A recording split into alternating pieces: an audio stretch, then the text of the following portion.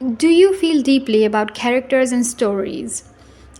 Do you ever wonder why we fall in love with characters who are nothing more than ink on paper?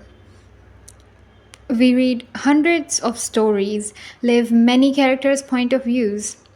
We read about their life, their feelings, their beliefs, and their fears. And knowing that they don't exist in real life, we still feel for them, still cry for them. Maybe how we feel about a character is not only based on their actions or the way they speak or carry themselves throughout the story, but maybe it's really about the effect they put on us as humans. Tell me you didn't put down a book and stared at a wall for a second after reading a touching line. Something that you always knew but couldn't put words into. But the way you felt about that quote is not how everyone else also felt. Characters, if you look closely, are like mirrors. They reflect our souls back to us. They make us realize many things we already deep down know but never dare to acknowledge. And it feels like some characters are not just characters, they are us. In this video, we are going to explore the psychology of why we see ourselves in fiction, why stories feel like mirrors, and why sometimes a character knows us better than we know ourselves. Hey, beautiful souls! My name is Sumaya, and I'm your partner in this soft little corner of the internet, and the little journey we're about to begin. Here we wander through thoughts on psychology, life, literature, love, and space. If that speaks to your heart, you've just found your place. When we feel like a character is similar to ourselves, like, hey, is this written about me? Something that highly resonates with us. It's not an accident. In psychology, we call it identification. The way we project ourselves into stories. Take Hamlet, for example. He's indecisive, paralyzed by thought, drowning in his own overthinking. Who hasn't been there? And Jo March, who is hardworking, wants to make her own name, embracing her talents in a world where women are only considered significant when serving men. That's why the classic feels timeless, because it wasn't written about kings or queens, but about us, about complex human emotions. Carl Jung once said, every character represents an archetype that already lives inside us.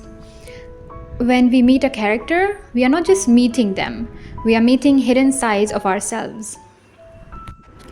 Also, when people say that they read books or watch movies to escape reality, they usually mean they want a break, a little something like holiday for the mind. Fiction becomes a safe space away from responsibilities, heartbreaks, or boredom. Well, we do escape reality by that way, but more often, we read to encounter reality in disguise. Oftentimes, instead of running away, we actually run straight into ourselves. The Little Prince, for example, at first glance, it's an escape into a child's fairy tale world, but really, it's an encounter with our lost innocence, with the child inside us that we buried to live adulthood. It's a reminder of the innocence and wonder we once had, but lost along the way. In the same way, Anna Karenina looks like an escape into a Russian high society drama. But Anna wasn't just a tragic heroine, she embodies our forbidden desires, our longing to break free from judgment. Even fantasy worlds like Harry Potter or the Lords of the Rings feel like escape. Yet deep down, they are encounters with our desires for strong friendship and courage in the face of fear. And here's the interesting part, our brain doesn't fully know the difference between fiction and reality. When we immerse ourselves into a story, the brain stimulates those experiences. Our emotions, empathy, even body responses get involved. So, while we think we're escaping, we're actually confronting emotions and truths we would rather avoid in real life. I mean, would you really want yourself to be the chosen one destined to wage a war against Voldemort and find out you're one of his Horcruxes? I mean, I wouldn't. Would you really be the girl stalked by two vampire brothers and end up being a vampire yourself? It's like a safe mirror. Fiction lets us meet parts of ourselves without being judged. When Sirius Black says to Harry, the ones that loves us never really leaves us, and you can always find them in here, pointing at Harry's heart. When his heart breaks, some part of us feels the ache as if it were our own. That's why we cry, even though we know the story isn't real. So, stories may look like fantasy worlds, but in reality, they are emotional maps leading nowhere but back to us. Across cultures and centuries, we have seen certain characters that keep reappearing, certain traits of characters that every story has in its characters. Psychologists call them archetypes. When we talk about universal archetypes, we are stepping into Carl Jung's idea that deep down, humans across all cultures share certain recurring character patterns. These are like templates of human psyche that show up again and again in myths, legends, literature, and even movies today. For example, one of them is the hero, the one who sets out on a journey, faces trials, and grows through struggle. Characters like Elizabeth Bennet, who acts as a hero in a social battlefield, and Harry Potter, who fights the villain in order to save his life and the lives of the people he loves, and Juliet Ferrers, who tears down a cruel government for the good of the world, represent the archetype of the hero. The second one could be the mentor, the wise guide who helps the hero, offering knowledge, tools, or moral compass. For example, Merlin, who guides Arthur to become a powerful king, and Dumbledore, who always has Harry's back and guides him throughout his journey. These are the examples of mentor. The next we have is the trickster, the chaotic, playful figure who breaks rules, challenges order, and forces change. Examples can be Loki, the god of mischief in the Marvel Cinematic Universe, Fred and George Weasley in the Harry Potter series, Kai Parker in the Vampire Diaries universe, and my favorite, Kenji Kishimoto in the Shatter Me series. I mean, I just love Kenji. The next we have is the shadow, the dark side, the villain, fear or repressed side of the psyche. There is a shadow in every story.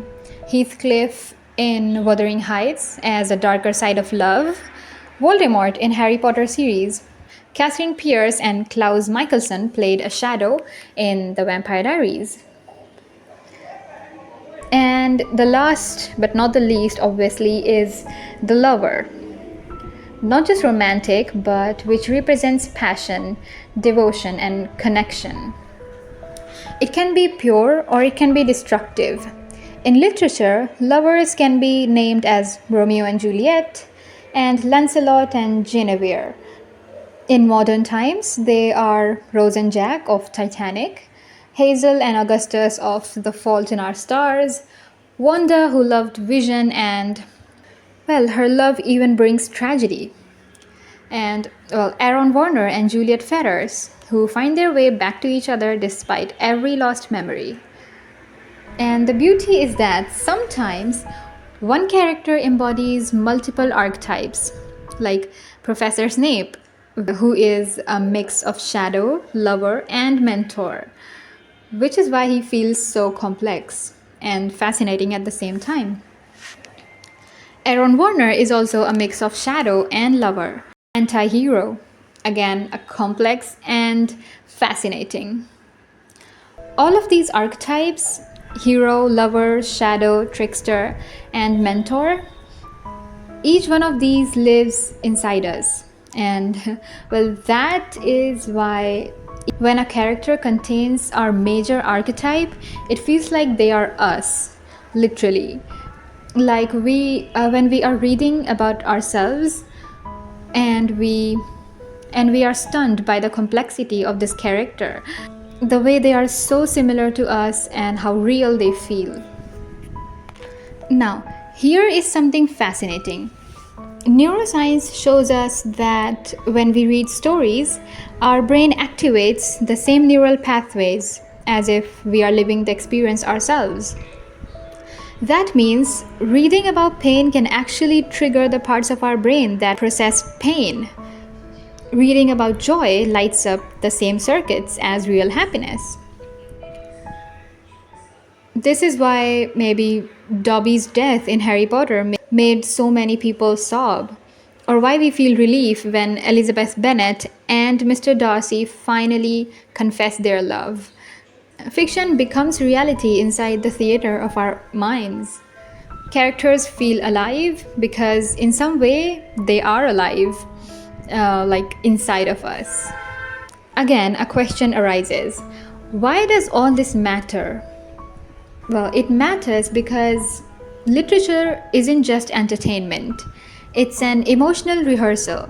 Through stories, we practice living different lives.